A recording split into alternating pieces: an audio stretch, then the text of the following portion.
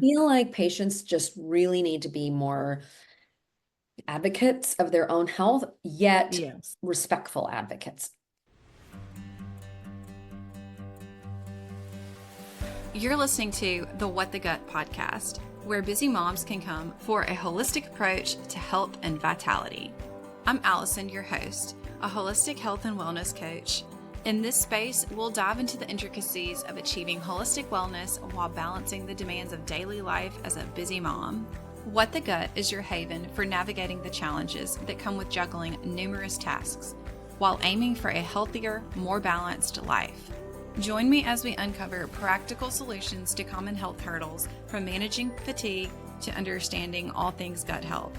Through insightful discussions, actionable insights, and tailored lifestyle strategies, my goal here is to empower you to embrace a vibrant, nourishing life while saying goodbye to being overwhelmed and exhausted. So if you're ready to embark on this transformative journey towards holistic well-being, hit that subscribe button. Get ready to discover the secrets to thriving in motherhood while nurturing your overall wellness.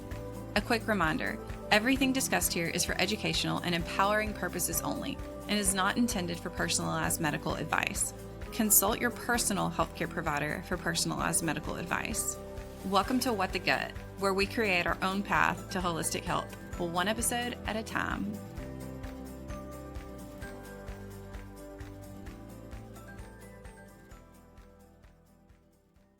Today on the podcast, I have Shefaly Ravula, and she is a physician assistant and is the founder of Precision Gut Health, a virtual telehealth practice on a mission to unlock the secrets of gut health, metabolic balance, and longevity. At the heart of her practice lies a powerful fusion of culinary medicine, functional labs, and a profound commitment to digestive and metabolic health optimization. She is dedicated to guiding patients towards a future where gut health and longevity are intricately intertwined and where vibrant health is not just a destination, but a lifelong journey. Shefaly, welcome to the podcast. Thank you. We were just talking before the show, and you were telling me how you were in traditional GI medicine for a while before you started your functional medicine practice. I want to hear about that and just really what got you into gut health and what you do. Yeah, I know. Okay, so it's been a circuitous path, and so I'll try to make it short. Just cut me off or ask me questions whenever. But really, I actually graduated grad school in 1999. So I was old. I did a lot of inpatient, like internal medicine type care initially. So I got a lot of great training in conventional space.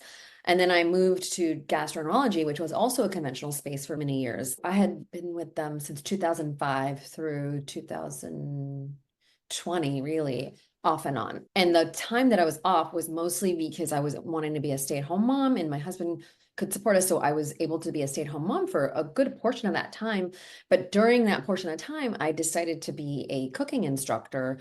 And that's where the culinary piece came up. And I had a culinary business, food writing, catering, all the things, recipe writing, everything, and did that for a good amount of time. And then I went back to the conventional GI practice. But during that culinary experience, two things happened. One, my dad had a heart attack and he is alive now and survived the heart attack. But back in this is 2000, it was like nothing had been taught to me about nutrition related to heart health.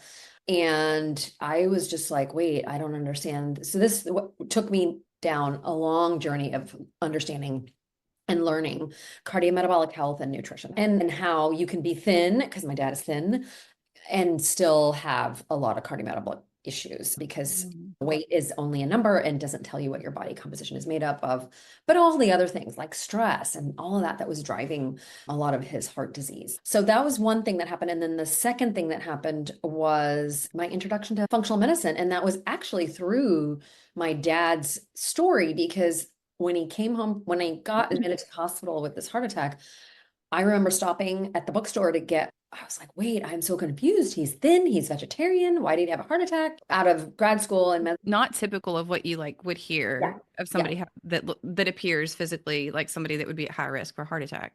correct. But also You think at the time, not anymore. In those days of school, and maybe even now still, they don't talk about nutrition much, right? We don't get any No, training in that. So I was just like, okay, I need to learn about this. So I went to the bookstore and I bought Dr. Andrew Weil's book. And that was his first book. He didn't have any other ones out. He's the, director and founder of the Arizona Institute for Integrative Medicine now. I didn't know that at the time. And really that was my introduction to all this type of medicine. So initially it was integrative medicine. I did some coursework with them, then a lot of culinary stuff. And then I tied them two together and found functional medicine. And even all of that has aspects of lifestyle medicine anyway. And yeah, and then in the conventional GI practice around the time of the pandemic, I was feeling that I wasn't able to bring what I wanted to from what I learned in functional medicine to the GI practice. I was able to do some, not very much. Talk about fiber here a little bit and nutrition, but not the depths of finding the root cause of people's GI issues. That takes time, and ended up continuing my journey in functional medicine certification, which is where you and I met. yes, And it took me a long time to do it because I just was like, luckily I had patience while I was going through it. And I also had prior experience anyway, so I felt really comfortable in what I was doing, but it just cemented a few things for me. So then we opened 3 years ago, and actually the practice was first called Precision Metabolic Health because I loved cardiometabolic stuff, and the gut health was going to be a part of it because we start with the of gut course. anyway. But we rebranded last year to Precision Gut Health. It's just easier to say. And it's really fundamentally what we do first in our program. And then once we help fix their gut and nutrition and absorption, we can then focus on metabolism and cardiometabolic state and weight and obesity and all the things. Yes, I love that. So years ago, whenever I was having my gut struggles, I went to a GI and they did the upper scope, lower scope, and they all they told me was my stomach was inflamed. That's literally all they told me. And I Mm. was like, okay, I could have told you that. That's why I came today. And they tried to just put me on a PPI and call it a day. And I just remember like leaving that appointment so defeated. And this was before I knew about functional medicine, but I was a nurse at the hospital at the time and went to one of the most prestigious GI doctors there. And I was so unimpressed. And I was Mm. just like, okay. And here, at least where I am, I know they have like huge GI clinics now that they've built, and they herd people through like cattle. It's like in and out as fast as you can. And it's also growing so much, like the practice, but there's this huge influx of like colon cancer and all kinds of GI issues that are happening. So they have to. But I'm Yeah. curious, awesome too, not awesome, but it's crazy too how you were saying they don't teach nutrition in like basic medical education. And I remember even through nursing school, like we didn't get nutrition. It was almost like unless you're going to school to be a dietitian or nutritionist, like you don't get that. And Yeah. I honestly like thought that too. Like I was in that mindset too until I realized, okay, wait, like that's the foundation of so much of this. Like we're just getting such a disservice not knowing all of that, all the nutrition aspects. But I'm Yeah. And the biochemistry, like I think oh that's yeah. crucial. And just how in an individual's biochemistry, but even just general biochemistry that really matters. And of course, we do have to take that as prerequisites and part of our education in med school, PA school, NP school. But the depth at which dietetics or functional nutrition approaches this is much, much more different It and is. really important. Yeah.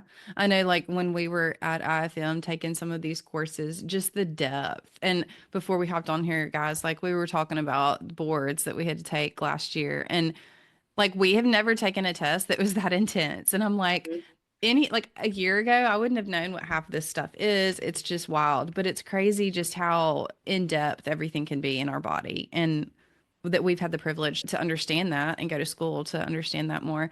But I'm curious, like, just with your experience working in traditional GI, I'm very intrigued by this because a lot of times I hear people who say, oh, I don't have gut issues, or maybe I don't need functional medicine, but they want to go to a GI doctor. Like, what is it you think that maybe makes people want to do that? I don't really know what question I'm asking.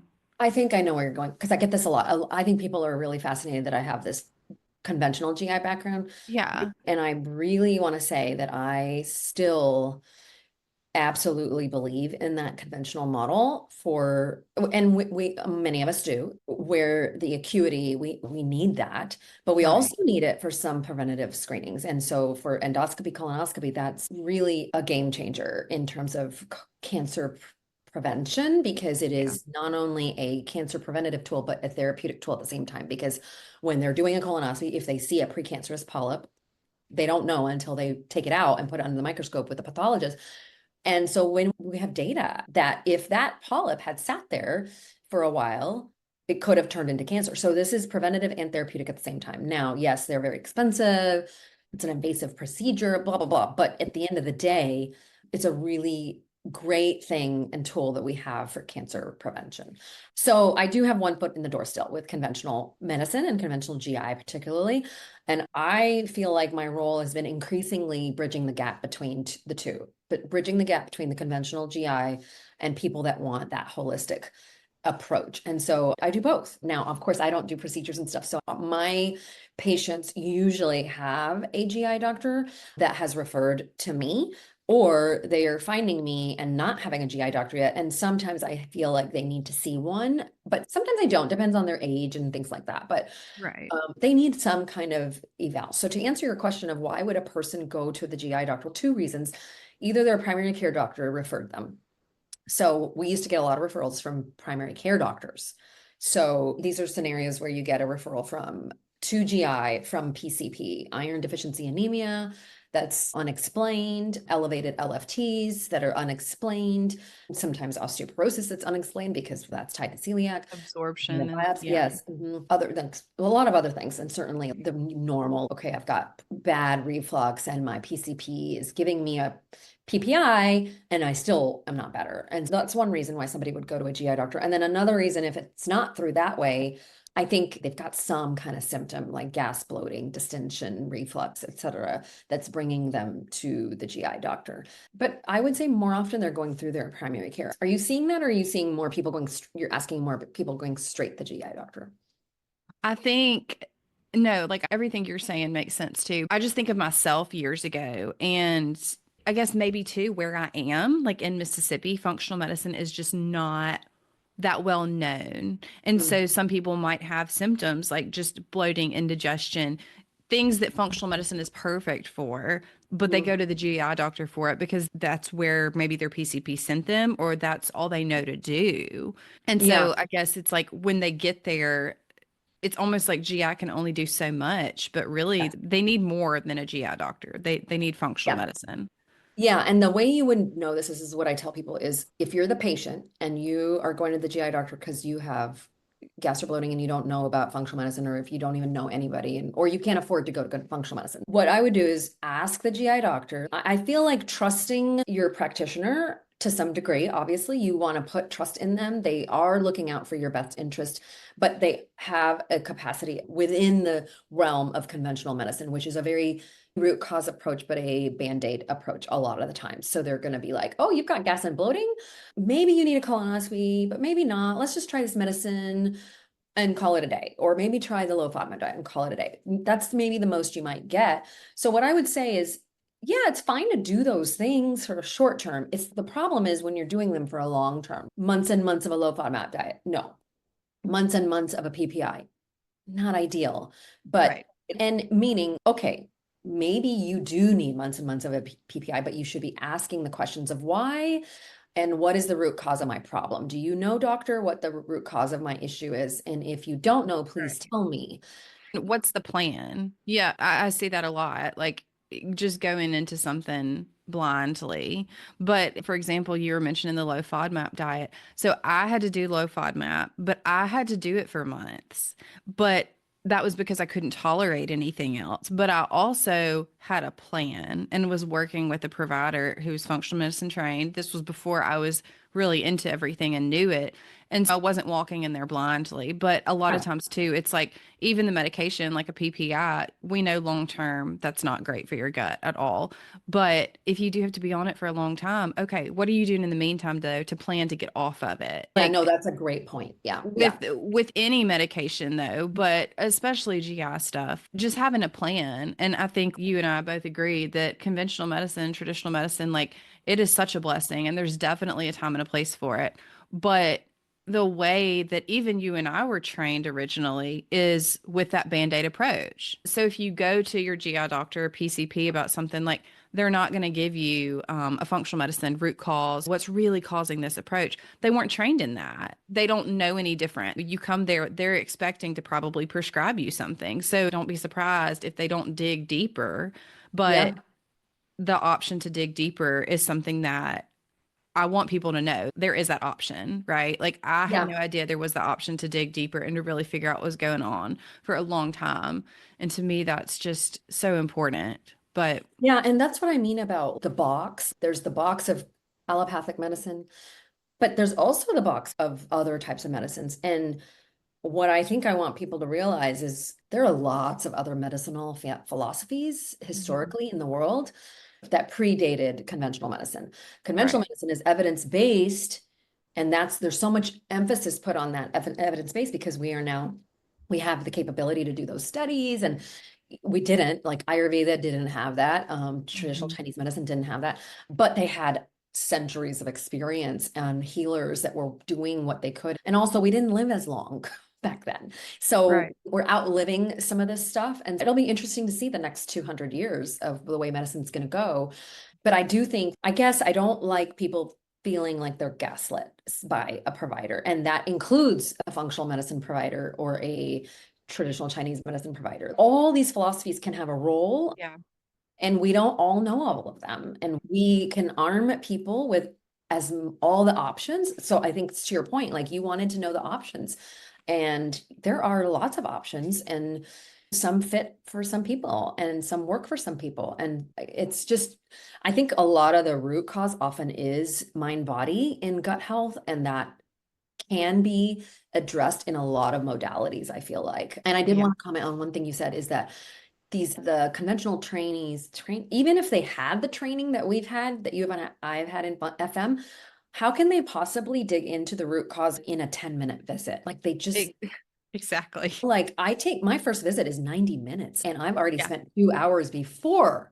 Looking So over all their intake yeah. forms. Yeah. And doing the matrix and the timeline, and Yeah. I know this person and I know everything about them. And so I couldn't do that in the conventional space to figure out, okay, where did the SIBO start? What was that sudden turn of events? What are the Hmm. ATMs that you and I have studied? And I'm sure you probably have a really cool case of your own, really share about what you've learned. Yeah. No, I like how you point that out though. So whenever we were going through our functional medicine studies, I was still working part-time in conventional medicine, doing, like we were talking earlier, a lot of urgent care.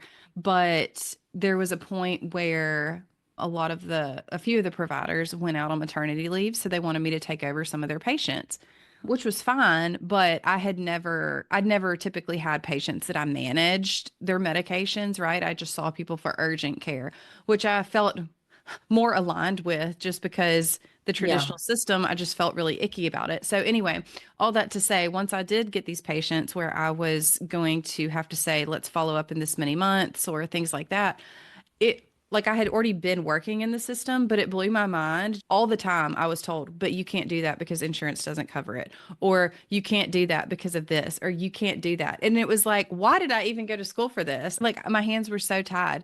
But I remember them filling my schedule up with people. And I was like, I'm not doing this. See this many patients a day, 10 minutes a piece. I told them, I said, that's not right. They've waited a year or something, months to see me. And this is all I give them. I Yeah. really threw a fit about it because it just was very eye-opening as a provider for me to see that. And I remember even whenever I would see these people at their 6 month, 1 year visits, and we do the basic labs required by insurance, and that was it. But they had all these list of complaints. The hours I would spend outside of the office, still reviewing their chart, calling them on the phone to talk to them about stuff, even when I wasn't getting paid for it, that's when I realized I was like, okay, I got to get out of this Yeah. because I really want to help these people, but nobody else is apparently.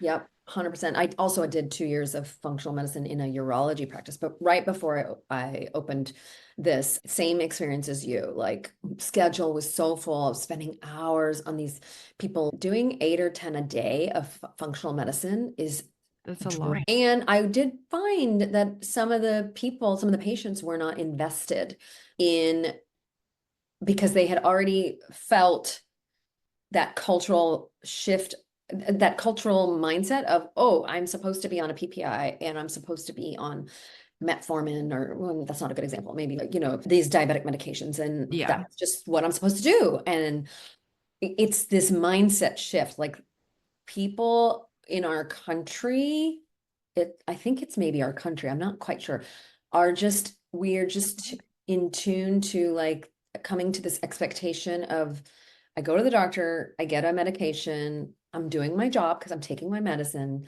and going once a year and doing what I'm supposed to be doing. And that's Yeah. it. There is a little bit of maybe too much trust in the system too, because there is that hierarchy. So they're like, I'm trusting you. So it's really a fine balance. I Yeah. feel like patients just really need to be more advocates of their own health, yet Yes. respectful advocates. Does that make Yes. sense? Yes. No. And even when I was working in urgent care, so much of the time, occasionally you have people come in for what you and I would say, like nothing, like little things. Okay. I'm not dismissing it, but things that it's just rest, more hydration. There's not, even if I wanted to in Western medicine prescribe something, there's not a prescription for it. Things like this. And I would see so much of the time people would be disappointed because they weren't receiving something when they came. Yeah. It's like they Yeah. expect a gift and the drop of a sneeze and they need a prescription or something. And it's just, I remember so much. I really tried to emphasize with my patients, like, if I had time, because urgent care, it was walk in only. Some nights were slammed, some it was slower. So I got to spend a little bit more time with them, but telling them, like, okay, these are your options here. We can do the antibiotic because this is what's going on. It would help this, but this is what it's going to do. And I always would give people their options and say, you know your body better than I do. I'm here Yeah. with the knowledge to share with you, but this is your choice. And so many people were just so appreciative that I at least explained that to them. They had never had that before. Honestly, I was really taken back by just the appreciation that some people had. I even had one lady one time who came in with a list of questions and she was just so apologetic because she was like, her regular doctor there never had time to answer them. And I was like, no, this is what I'm here for. Give me that list. I love this stuff. But I think That's great that even those 2 sentences that you just said, that's so helpful to somebody coming into yeah, urgent care. Like it just sounds like you're listening. You're listening right. and you're arming them with, hey, these are just, ideas. It's not just all one thing. Right. Just It's trying to always a plant that balance. seed. Yeah, yeah. And it's Hmm. balance when it comes to supplements, a balance when it comes to prescriptions, a balance when it comes to Yeah. diet, food. It's all what's the lesser evil or what's the more cost benefit ratio, et cetera. So And that's I think it's like what just to educate the person and that person have the knowledge so that they can make the best decisions for themselves because even if you just decide to be on a prescription medication for lifelong, okay, at least know the pros and cons, know what that's doing long term. If you're a better person on it and that's how you want to do it, like you do you. yeah, But I think just for people like us, we really just want to empower people to know their options and make those informed decisions. It's not to persuade one type of therapy over another. yeah, yeah, absolutely. Yeah. Love that. Love that. So I'm super interested in like the culinary aspect of what you've Yeah. done. Like I know you've done a lot with like the food stuff and tell me more about that. Yeah. Okay. So that started because I grew up cooking in the kitchen. My mom made me cook, like starting at a very young age. That's So good. part of my Mine did not. job, yeah. Love you, mom. My mom listens to my podcast. Love you, mom. But I Oh, didn't so my mom doesn't listen to mine. So hey, I did not know how to boil water until I got married. But that's I can funny. cook now. I can cook now though. Yay, But yay. Yeah, continue. so it was part of we both, my sister and I, just, that's what we had to do. Come home from school, have a snack, maybe do some yes, do some homework.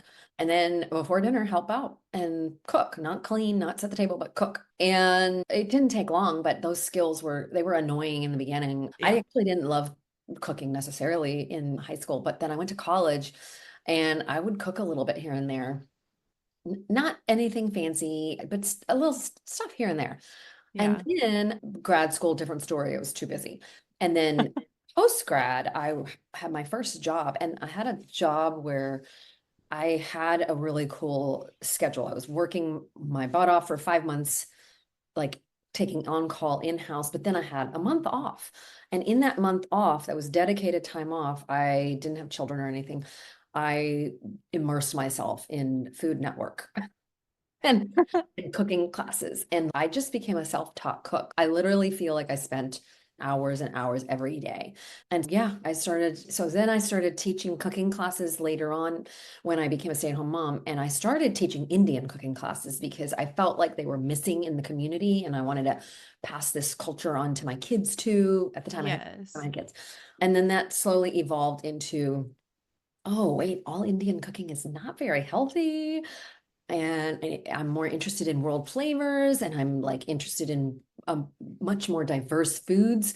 And so it evolved into culinary medicine and healthy cooking. And at the same time, I was starting to study the Dr. Weil integrative medicine stuff. Yes. And then I started taking nutrition courses and going to nutrition conferences.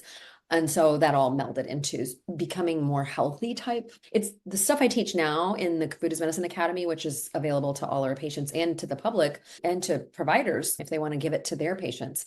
Then that they're more like, okay, food is medicine, but and it's not the only thing. And we still want to enjoy our food and taste and have deliciousness because I am still a foodie. So, Yeah. yeah. Awesome. That's awesome. I love that.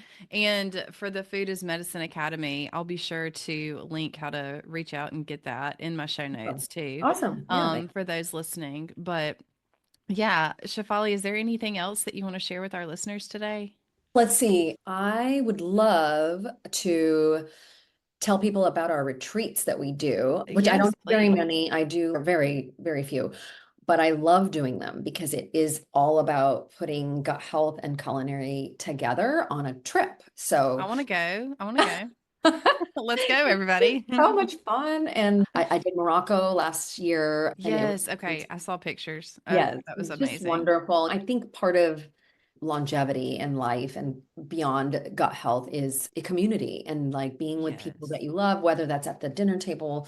And I know okay, if you're a gut health patient and you're feeling very restricted with your diet right now and feeling really frustrated, you will get past that and you Yes, will you get will. to, yeah, you look at Allison. She's, Yes, y'all. It was bad. My listeners, hopefully, I'm sure they've heard my story because I've talked about it a lot, but I can eat whatever I want now. yeah, so you'll get there and you'll be able to be back to enjoying people and community and food. And that's a big part of what I like to people know that we do in our practice too. Yeah. So, how often do you do these retreats and what do we do there? Okay, about once a year, and it's not that I've been doing them for long. So I would like to do some locally. So if you're local in Texas, please come to my website and sign up. If you just sign up for the newsletter, the Trust Your Gut newsletter, you can get information that way. Or you can email us at our office info@precisionguthealth.com to get on the wait list. But so there'll be some local one-day ones. And it is really just like what we talk about, mindset, gut, aspects of gut health, not just labs and not Yeah. just diet, but the other aspects too. On the faraway retreats, that's a lot of like fun. Eating good Yes. food. Yes. And learning, like in Morocco, we did culinary medicine lectures. We did healing spice lectures. We went to a herborist shop and learned about what they have there in Morocco, like specific to that have healing properties. We did a cooking class. We did excursions related to more like where you are, which is Morocco. We did some silent, mindful eating practices together. Yeah, when you have 7 days, you can do a lot. Yeah, in Morocco, yeah, Yeah, with all the yeah, different foods. That sounds so yeah. much fun. But even just doing something local and like being with like-minded people who are all about gut health, that sounds Mhm. amazing to me. We don't even have to do a retreat. We can just get coffee. Yeah, But absolutely. I'm like this, yeah, I want to do this though for sure. Is there anything else that you want to talk about, Lee?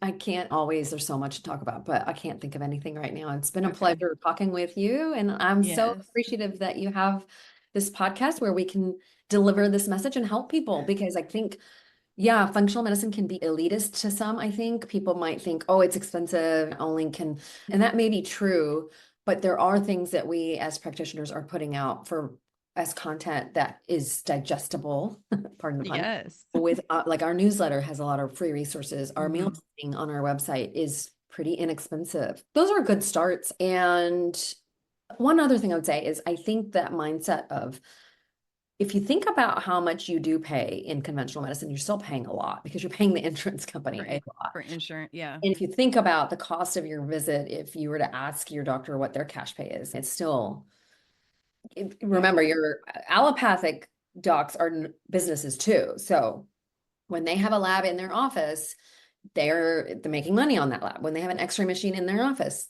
it's a business mindset. So I want people to realize that you still are paying, Yeah. even I if want you're, to add to that though too. I have so many people who are like, if my insurance isn't going to cover it, then I'm not going to do it. And it's okay.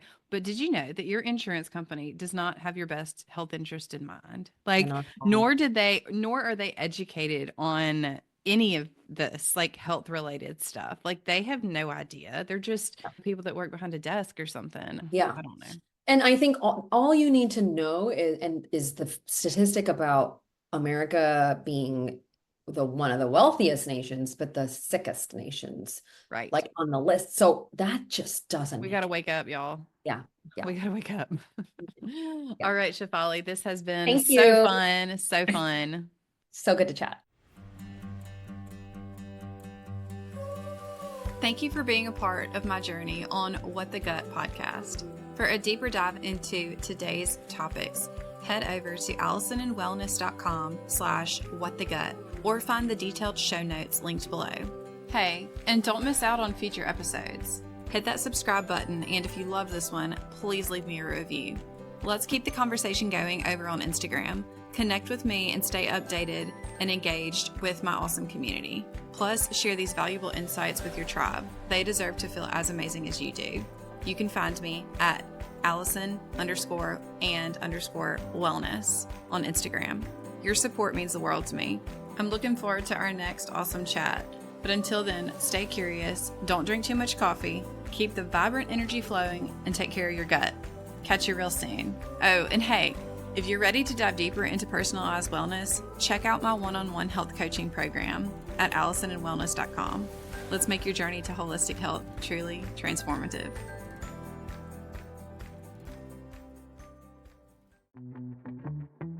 Hey there, it's Allison, and if you're anything like me, coffee is a non-negotiable part of your day. But did you know that most coffee is loaded with mold, toxins, and pesticides that could be messing up your gut and hormones? Yeah, no thanks. That's why I only drink Purity coffee. It's organic, tested for toxins, and it's packed with antioxidants that actually support your health instead of wrecking it. It's smooth, delicious, and best of all, it does not leave me feeling jittery or bloated. So if you're ready to upgrade your coffee game and support your gut at the same time, grab a bag of Purity coffee today. Your body will thank you. Oh, and because you are part of the What the Gut family, I've got a special link just for you. Just head to puritycoffee.com and use code AllisonGetsWell for 20% off your first order. Cheers to coffee that loves you back. Hey friend, let's talk about something real. Bloating, stomach pain, and fatigue. You do not have to live like this. I know because I was there too. I was frustrated, exhausted, and trying everything, but still felt miserable. And that's exactly why I created my Get Well one-on-one gut health coaching program to help women like you finally get to the root cause of your symptoms, heal your gut, and feel like yourself again. No more guessing, no more Band-Aid fixes, just real, sustainable solutions tailored to your body. So if you're ready to ditch the bloating, boost your energy, and actually enjoy food without discomfort, let's do this together. Head to AllisonGetsWell.com or reach out to me on Instagram at AllisonGetsWell to learn more and apply today. Because you deserve to feel good in your body every single day.